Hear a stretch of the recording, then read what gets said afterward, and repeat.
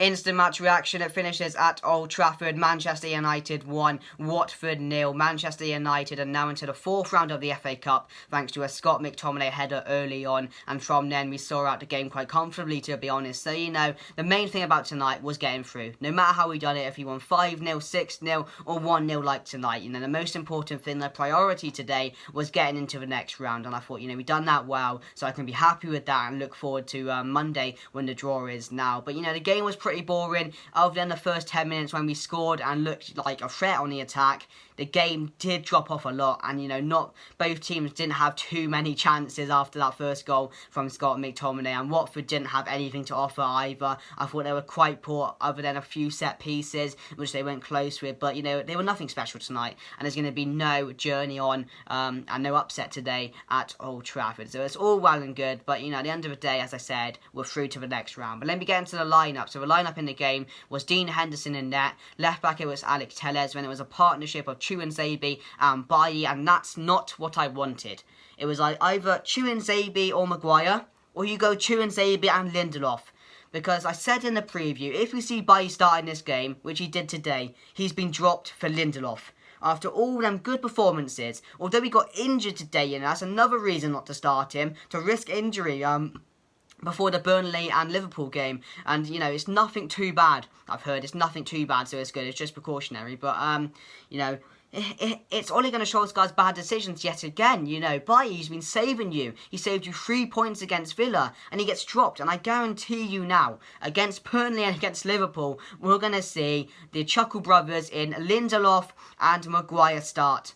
Both of those games, I guarantee you, and that's not the way to go. If you want to actually be title contenders, you stick Bailly there alongside Maguire, because that has been working, and that helps Maguire perform better as well, which we've been noticing over the likes of the last few weeks when Bailly and Maguire have been starting together. But for me, the best pairing was tonight, Chukwueze and Bailly.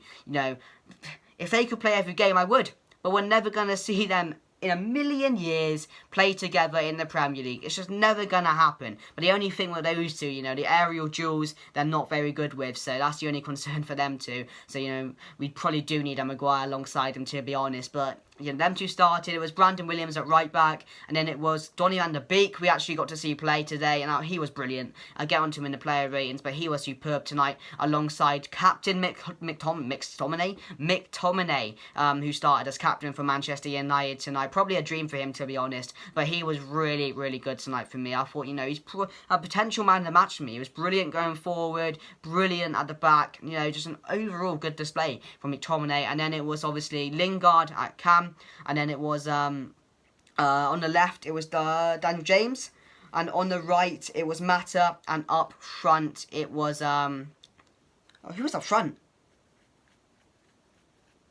Am I missing something? Who was up front?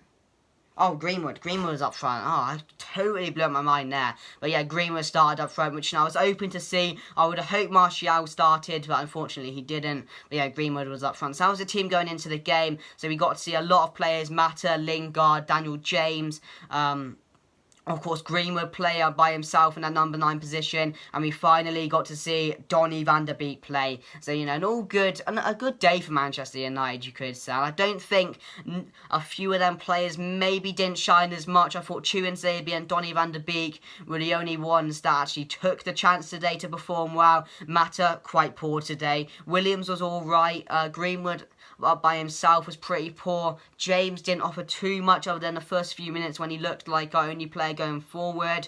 But at the end of the day, we know these players aren't good enough for Manchester United. We know it, but it's good that they get some game time today. So overall, guys, there's not really much to talk about other than we are through to the next round of the FA Cup by defeating Watford. And, Watford didn't offer really anything today, really. It was quite comfortable for Manchester United. So let me get into the player ratings. And I got to say something, if I didn't mention it, Bailly got injured today. And it's nothing too bad, apparently. So that was good, but that's another risk why we shouldn't have played him today. But, anyone can have a decision on that, because they were good today, Chukwueze and Bailly, but, I would have saved him. But let me get into the play rating. So, Dean Henderson, an average 6 for me. I thought, getting a clean sheet, if a keeper does get a clean sheet for Manchester United, you're automatically going to get a 6, and I just thought he's a bit better than average. He dealt with everything he had to tonight, and I thought overall he had a good performance. Brandon Williams on the right, and 5 for me. And I think I didn't offer too much. We didn't have too much to do. I thought, you know, he didn't have too much wrong either. So, he gets a 5 for me.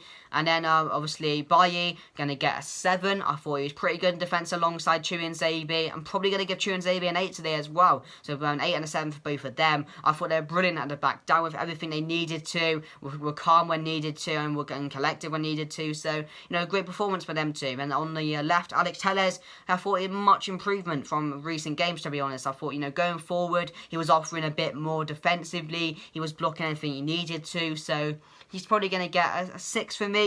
You know, average performance from Telles, but, you know, it's been much, much better than recently. I know it's Watford. I'm not going to go too over the top. Be like, yeah, we beat a good side because Watford tonight were really poor. We have to say how it is.